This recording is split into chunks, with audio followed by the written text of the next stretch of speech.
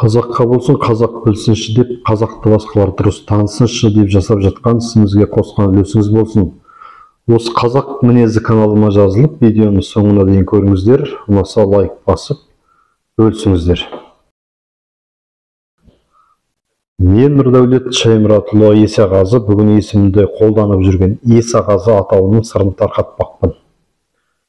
Есағазы шын аты Бәйімбет деген кісі менің 8-ші атам болады, әрі ұруымның аты. Тарихта атақты қайың сауған жұт деген жұт болған. Сөзге арқау етіп отырған әңгіме осы жұт болған кезде болса керек. Абақкерейдің ең өскен руы Жәнтекей, оның үлкен ұлы Сүйінбайдың екінші баласы Сәменбет батыр болған деседі. Сәменбет 3 аял алған кісі, үлкен бәйбішесі Сұқсырдан 3, ортаншы бәйбішесі Тасбикеден 6, кіші бәйбішеден 2, барлығы 11 баласы болған. 11 Сәменбет деп айтады екен. Сәменбет бай ұрпақтары көп болғандықтан халық Сарыөке дарған Сәменбет деп оны бұлайша аңыз етеді.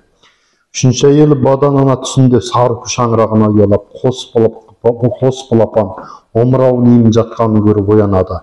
Сәменбеттің ақылгер дос-жарандары түсті жақсылыққа жорып, 2 ұл табады екенсің дейді. Осыдан кейін Бадан ару 2 ұл сүйеді, үлкенінің атын Бәйімбет, кішісінің атын Қазыбек қояды.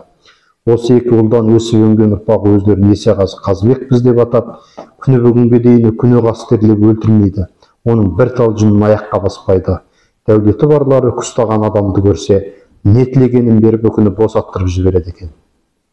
Бақсы балгерлер Сарыөке қолдай көр, Сәменбетке дарыған деп сарнайды екен. Сол Сәменбеттің 11 ұлының бірі Бәйімбет, яғни жаңағы Есағазы, құтқонған, асқан, бай, білімді, ойшыл, есепшіл би болған екен. Талай қиын қыстау замандарда еліне қамқор болыпты. Ел қамын, мал қамын жеп жүретін Бәйімбет бір жылы жаз басынан ақ өз төңірегіндегі жақын туыс дос-жарандарына: биыл жауын жаумады, жер құйқасы көктемеді, ағаш бұтағы мойнын аршып бүрлемеді, бастау көзі су алып, күнгейдің бұта бүргені қурап, өгіз қурай солып кетті. Қарға балапанын қауырсынын аршымай шүрді. Жұт болатын түрі бар деп күні бұрын ескерсе, өзі күні түні ұйқы көрмейді.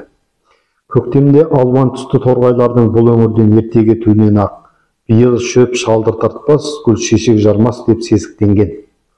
Ауылын күзеулікке ерте қондырған Бәйімбет сол күзде қосын бір түйеге арттырып, 5-6 мықты жігітті жанына ертіп, інісі Қазыбектің батырлы Ақан мен өз баласы Кенжалыны қасына алып, аң аулауға барамын деп жолға шығады. Жаз бойы жылау құмын байқап қалған қария бұл өңірдің құстары ғана емес, аңдары да ауып бара жатқанын байқайды.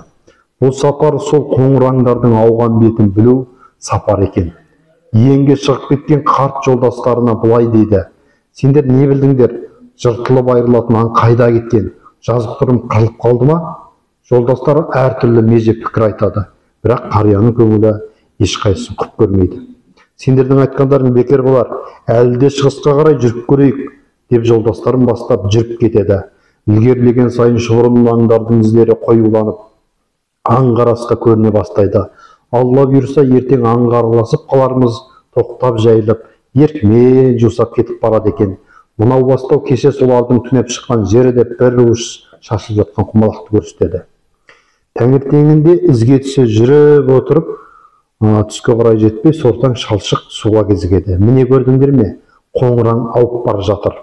Биыл біздің мекенімізде ойылған жұт болайын деп тұр екен. Бұл жануарлар жұт жүрмейтін жер іздеп ауып қашып барады. Қоңыран біздің жолдасымыз, тіпті жол бастаушымыз. Біз соларға ілесіп, солардың барған жеріне тиянақтаймыз, тоқтаймыз. Бәрін айтарын жолдасқа қастық қылмаңдар, атпаңдар, үркітпеңдер. Аңда болса сергіміз ғой, бізден көңілі қалмасын. Бізден алаңдаса көңіліне алған жеріне жете алмайды. Олар көңіліне алған жеріне жете алмаса, бізде жұрт жүрмейтін жерді таба алмаспыз дейді. Олар арада бірнеше күн жүріп, үлкен көкшіл таудың баурайындағы алқабы кең, ашылы, шүйгінді өңірге келіп тұрақтайды.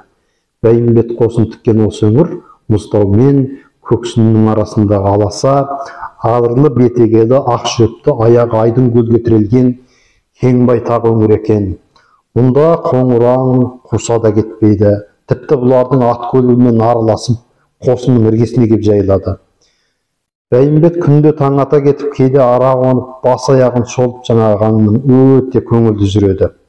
Bir күні серіктеріне: «Іздеген жерге жеттік, мына қоңыран алда қыстың ызғарын сезіп, жұттан қашты, жұт жүрмейтін жер іздеді, және сол жерді тапты.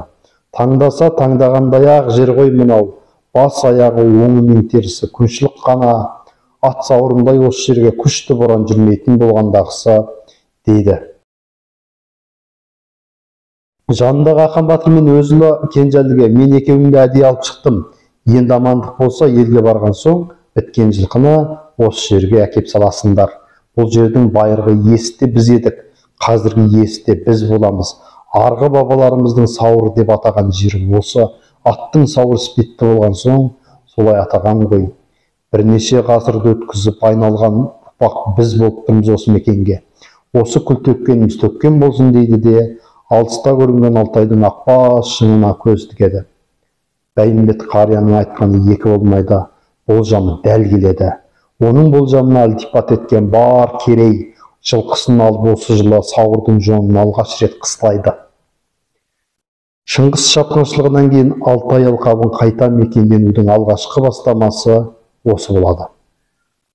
Осы жылдың қысында қайың сауған атанған аты шулы жұт болады.